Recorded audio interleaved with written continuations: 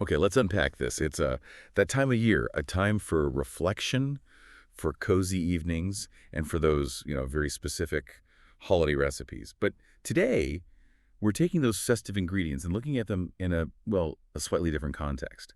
We're putting together what we're calling a scientifically rigorous Christmas recipe for worms. That's a great way to frame it, because this deep dive is really focused on the molecular biology behind some of those traditional spices, specifically how they might act as anti-aging agents. And our test kitchen, so to speak, is the C. elegans model system, that tiny millimeter-long nematode that's just so foundational to longevity research. Right, and just as a quick refresher for everyone, the reason we care so much about this little worm is that its basic biology is incredibly similar to ours. The core aging pathways, like the insulin IGF-1 signaling pathway, they have direct human counterparts. Exactly. It's like a shortcut to understanding these deep, fundamental life mechanisms. It ages fast, it's predictable, and the sources we looked at for you today really zeroed in on two classic holiday ingredients that showed some truly remarkable benefits for these worms: cloves and ginger. All right, let's start with the one that just smells like the holidays. Cloves. We're talking about Syzygium aromaticum. It's been used for centuries in traditional medicine, but what does the hard science say? Well, the studies really honed in on the essential oil from cloves, and that oil is dominated by one main compound, eugenol. In the research we analyzed, it made up something like 65% of the clove oil they use, so it's clearly the main driver of the effects. And what did that driver actually do? I mean, let's get right to it. What was the effect on lifespan? It was a very robust effect. For the standard wild-type N2 worms, the clove oil extended their mean lifespan by 21.64%. 21%. Wow. That is a huge biological dividend from a simple spice. It's highly significant, yes. But as you know, it's not just about living longer, it's about living healthier for longer. Exactly. So how did they handle stress? Because that's often a much better indicator of real biological resilience, isn't it? It is, and this is where the compound really started to shine. The researchers put the worms under what's called juglone-induced oxidative stress. You're essentially flooding their system with free radicals to see how well their internal defenses can cope. So oxidative stress, for our listeners, is a good analogy for that just biological rust, like damage building up inside their cells. That's a perfect way to put it. It's cellular rust. Oh. And the clove oil treatment, it boosted the worm's survival against this chemical rust by a staggering 63% compared to the untreated worms. 63%. So the cloves were making them fundamentally tougher. Much tougher. And it wasn't just acting like some external shield. Right. It was actually turning up the worm's own internal defense factories. They saw a direct link to the upregulation of key antioxidant genes. Expression of SOD3, that's superoxide dismutase, went up by almost 30%, and GIS4, another crucial one, went up by over 19%. These are the genes that build the machinery to neutralize that damage from the inside out. And what about the physical signs of aging? I saw they looked at lipofuscin. That sounds very technical. What is it, and what happened to it? Lipofuscin is often just called age pigment. Think of it as the cell's garbage pile. It's all the junk, the damaged proteins and fats that accumulates over a lifetime. The older the worm, the more junk. And more junk means the cell just doesn't work as well, I'd assume. Exactly. Well, clove oil treatment caused a significant drop in this biomarker. It reduced the accumulation of lipofuscin by 15.78%.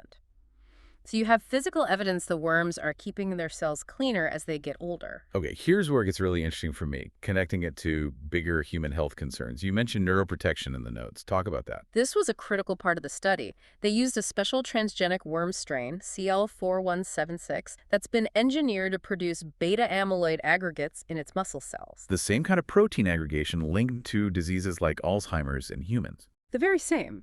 It's a model for that kind of proteotoxicity. As these worms age, the aggregates build up and they become paralyzed. But the clove oil actually delayed the onset of that paralysis. It was actively rescuing the worms from the toxic effects of these protein clumps. It's a remarkable finding. That is a remarkable finding. Okay, so that sets a pretty high bar. Let's move to our second ingredient for this recipe, ginger. Now, ginger has a completely different chemical profile. So does it achieve these same results? It does, which is what makes this so compelling. Ginger's main active compounds are the gingerols and the shogaels, and the analysis confirmed that, a few specific versions of these were the primary active ingredients. But I noticed the researchers didn't just test the isolated compounds, right? They also used a whole ginger extract. They did, and that's a key point.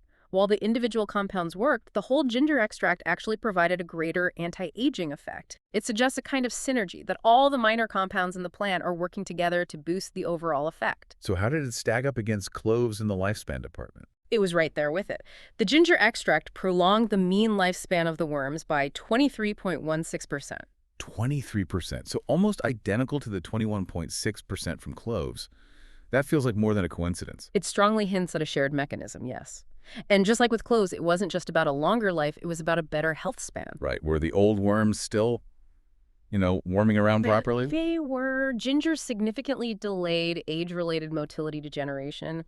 The treated worms just kept moving well for a longer portion of their lives. And again, just like we saw before, it also reduced the buildup of that cellular junk, the lipofuscin. And did it provide that same internal armor against stress? Absolutely, across the board. It boosted survival against high heat by over 27%, and against oxidative stress, this time from hydrogen peroxide, it increased survival by over 40%. Again, this was tied directly to lower levels of those damaging reactive oxygen species inside the cells. So it's the same package deal. Longer life, less internal junk, and better stress resistance. Which brings us to the core question of this whole deep dive. So what does this all mean? How are these two completely different molecules, eugenol from cloves and gingerols from ginger, achieving such similar, powerful effects?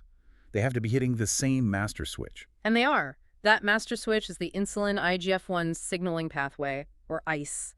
This is probably the most studied aging pathway in all of biology. It's like the master throttle for metabolism and stress response in everything from a worm to us. And just to simplify, the ICES pathway is basically reading signals from the environment, like how much food is around, and telling the body how fast to grow or age. That's a great summary.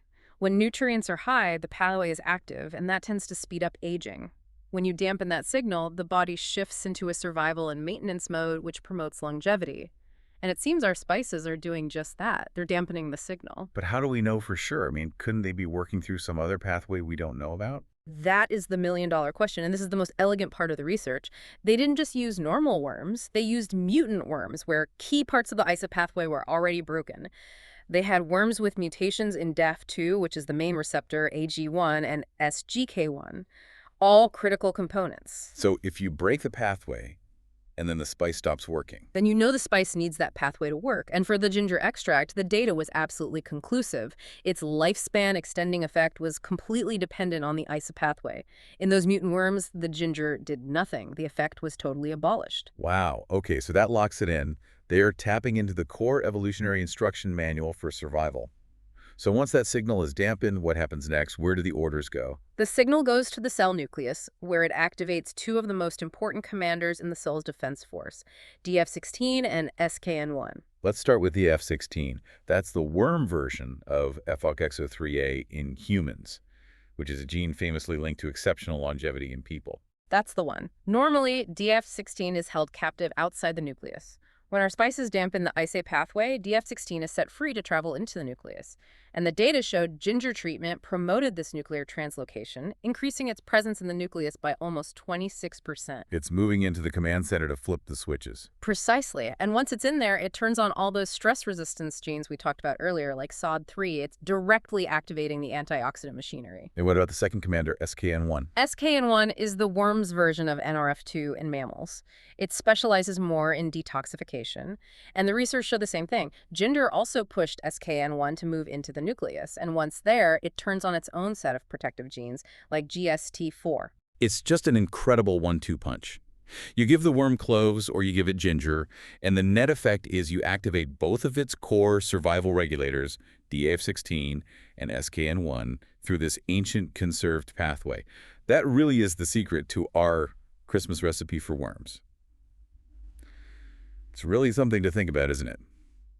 These compounds have been in our kitchens forever, and only now, by looking at this tiny worm, are we figuring out the incredibly complex molecular logic for why they might be beneficial. It really is. It shows how these natural molecules aren't just flavors. They are, complex chemical libraries that can have very sophisticated conversations with our biology. But we have to be very clear, this is crucial for anyone listening. These are findings in a nematode in a lab. The mechanisms are conserved, yes, But we can't just leap from a worm's 20% lifespan extension to making health recommendations for people. Absolutely not. This isn't health advice. It simply points towards incredibly promising areas for future research.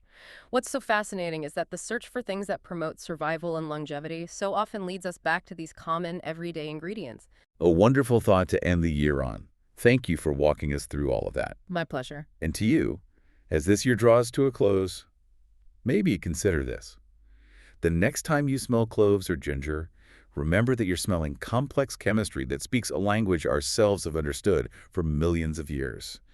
A reminder that sometimes the answers we're looking for might be hidden in plain sight, right in our oldest traditions. Until next time, stay curious.